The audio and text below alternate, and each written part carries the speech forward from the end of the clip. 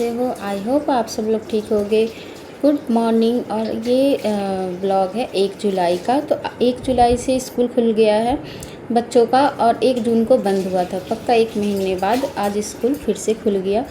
और उसके बाद फिर मैं फ्रेश होकर और रात को ही सब्जियां कट करके रख दी थी, क्योंकि इतने दिनों बाद स्कूल खुल रहा था तो जो रूटीन था ना हमारा बिल्कुल चेंज हो गया था। और उसके बाद फिर यहाँ पर मैंने भिंडी कट किया था, क्योंकि सुबह ना भिंडी कट करने में टाइम चला जाता है। अब भिंडी तो इतनी बारीक काटनी होती है धुल के कि उसमें ज़्यादा ही टाइम लगता है। इसके बाद फिर यहाँ पर मैंने कढ़ाई चढ़ा दी और फिर प्यास लगी थी तो मैं पानी पीने के लिए बैठ गई। 2 गिलास एटलीस्ट खाली पेट पानी तो पी लेना चाहिए। उसके बाद फिर यहाँ पर मैं आ गई थी। भिंडी तो कट थी, प्याज काट रही थी, उसमें भिंडी और प्याज डाल के बनाऊंगी। तो पहले जीरा का तड़का लगा दिया और उसके बाद भिंडी डाल के खुला ही भिंडी पकाते हैं कि उसमें ढककर भिंडी को वो चिपचिपा हो जाता है, लस हो जाता है, इसलिए। फिर यहाँ पर भिंडी और प्याज को साथ में ही डाल दिया और ऊपर से थोड़े से मसाले डाल दिए, हल्दी, धनिया पाउडर, नमक और कुछ नहीं, जीरे का तड़का दिया था। उसके बाद हम इसे खुला करके पकाएंगे।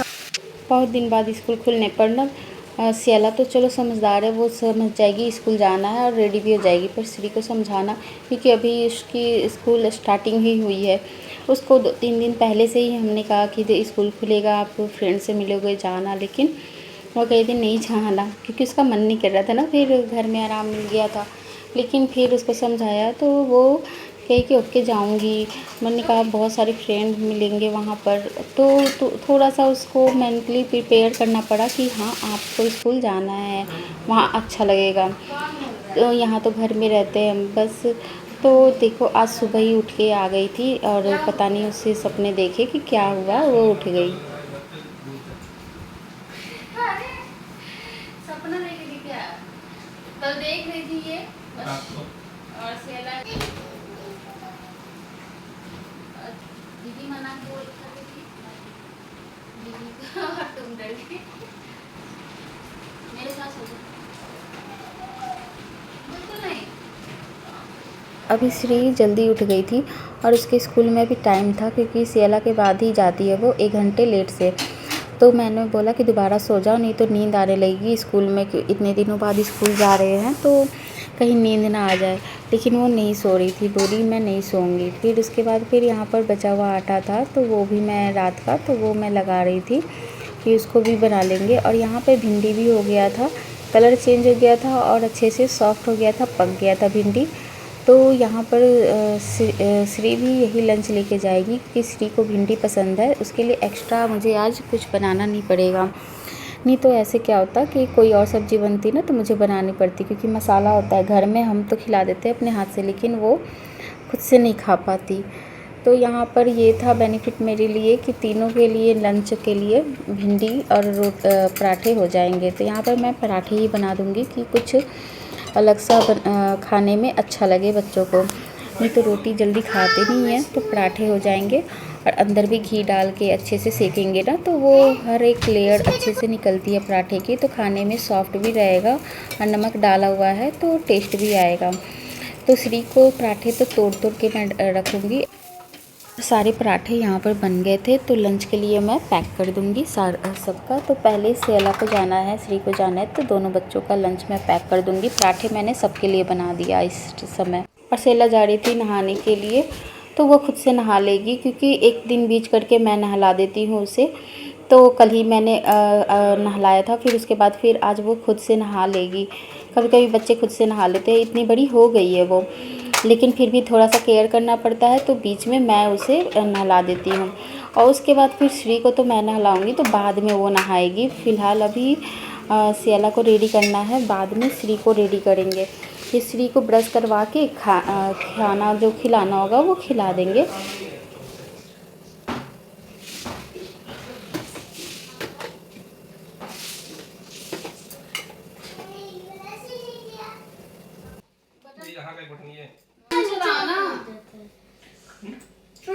टाइट टाइट लगता नहीं लगता है, हाथ चला दीजिए। और यहाँ पर मैं सेला का लंच रख दूँगी उसके बैग में कि छूटे ना, क्योंकि फ्रूट्स भी था। फ्रूट्स मैंने पहले कट करके रख दिया था, पीयर था फ्रूट्स में। और यहाँ अभी पीयर का समय चल रहा है, पीयर्स बहुत आ रहे हैं, मैंगो और पीयर। तो वो सीजनल जो फ्रूट होते हैं ना, वही मैं दे देती हूँ फ्रूट में। और यहाँ पर सेला रेडी हो गई थी तो उसके काम कर रही थी। बाल छोटे करवा दिए थे मैंने, बाल थोड़े से बढ़ गए थे ना, तो 2 दिन पहले ही मैंने छोटे करवा के मैं लेकर आ गई थी कि फिर वो चोटी बनवाती नहीं है, तो इसलिए बस कॉम करना होगा और आगे से बस क्लिप लगा देना होगा। और उस केयर नहीं कर पाते बच्चे, फिर वो बाल आँखों पे आते हैं ना, पढ़ाई में दिक्कत होती है। और यहाँ देखो बाहर मौसम कितना बारिश होने वाला है अभी।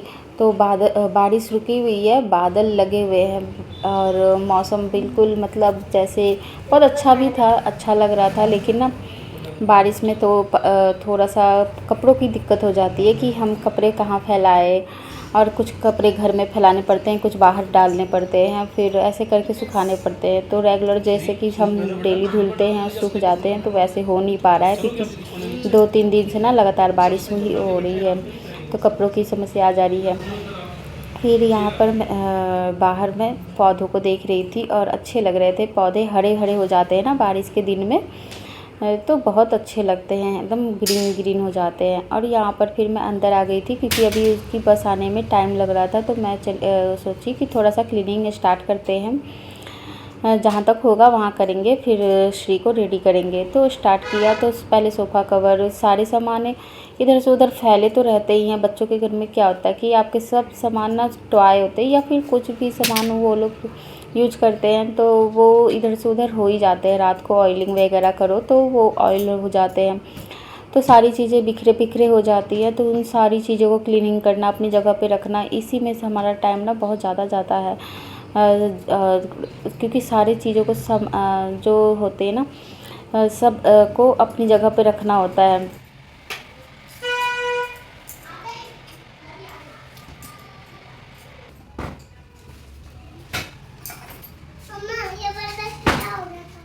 गीला हो गया, पानी से गीला हो गया। अच्छा चलो रेडी कर दूँ आपको भी, ठीक है।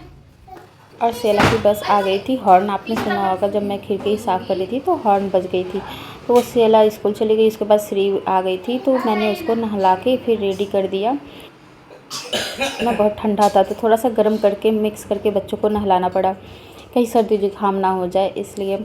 तो यही होता है, सर्दी जुकाम हो जाता है इसी वजह से। यहाँ पे लाइट चली गई थी इसलिए अंधेरा हो गया है। थोड़ी देर के लिए इस रूम में जब सब क्लीनिंग कर रही थी तो लाइट चली गई थी, फिर उसके बाद आ गई थी, थोड़ी देर बाद ही लाइट आ गई थी। और उसके बाद फिर यहाँ पर आ गई थी मैं दूसरे रूम में। और यहाँ पर मैंने बेड के साइड में जो टेबल लगा था, स्टूल लगा था, उसको मैंने साफ़ कर दिया। और उसके बाद फिर यहाँ पर मैंने ये बेड को झाड़ के और दूसरी बेडशीट बिछा दी, क्योंकि यहाँ पर बेडशीट मुझे चेंज करनी थी। बहुत दिनों से बिछी हुई थी एक ही बेडशीट, टाइम नहीं मिल रहा था, बारिश आ जा रही थी, और फिर ऐसे भी वो बेडशीट गंदी हो नहीं रही थी, क्योंकि इस रूम को ज़्यादा अभी हम यूज़ नहीं कर रहे हैं, अभी एसी वाले रूम में ही सो जाते हैं, तो इसलिए इस रूम में ज़्यादा रहना नहीं हो पाता है, तो गंदी नहीं हो पाते हैं। जो यूज हम ज़्यादा करते हैं ना रूम या बेड को, तो वो ज़्यादा गंदी होती है।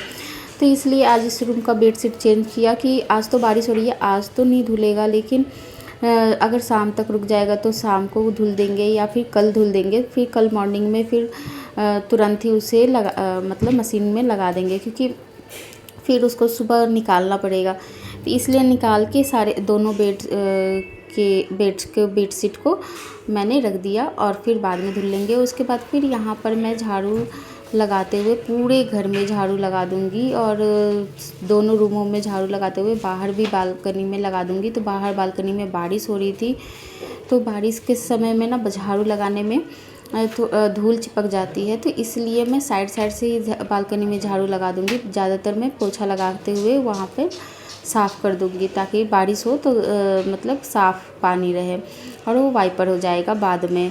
तो इसलिए फिर यहाँ पर मैं बाहर से पोछा लगाते हुए फिर अंदर आ गई थी, और यहाँ पर मैं पोछा लगा दूँगी, क्योंकि बारिश का समय है ना, तो वो टाइल्स वगैरह क्या होता है चिपचिपा सा होने लगता है।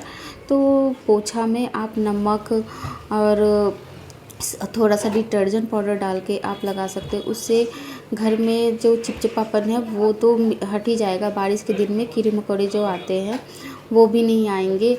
और अभी के समय ना छोटे छोटे मच्छर भी आने लगते हैं, तो जो मतलब मॉर्निंग के समय ज़्यादा रहता है। और यहाँ पर बारिश बहुत तेज़ हो गई थी और फिर मेरा पोछा लगाने का कोई मतलब नहीं था बालकनी में। फिर यहाँ पर गए थे मेरे हस्बैंड नहाने के लिए, तो मुझे मेरा पोछा लग चुका था पूरे रूम में। तो फिर मैं थोड़ी देर के लिए बैठ गई थी और फिर जो कपड़े थे ना मैं देख के ले आई कि जो सूख गए हैं उसको फ़ोल्ड करके एटलीस्ट हटा दूँ।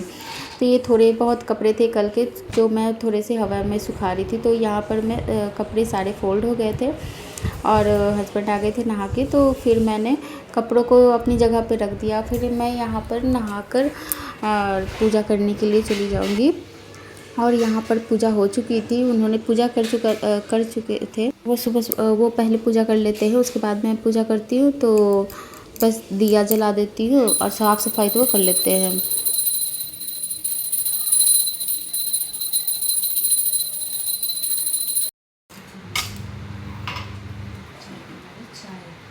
और लेट हो रहा था तो वो खुद ही चाय बनाने आ गए थे कि थोड़ा सा टाइम तो लग ही जाता है और कोई काम करने जाओ ना तो समय का पता नहीं चलता है। फिर यहाँ पर मैं बारिश देख रही थी कि कितनी हो रही है, तो बहुत तेज़ शुरू हो गई थी, रुक नहीं रही थी। और बाहर मौसम इतना अजीब सा था।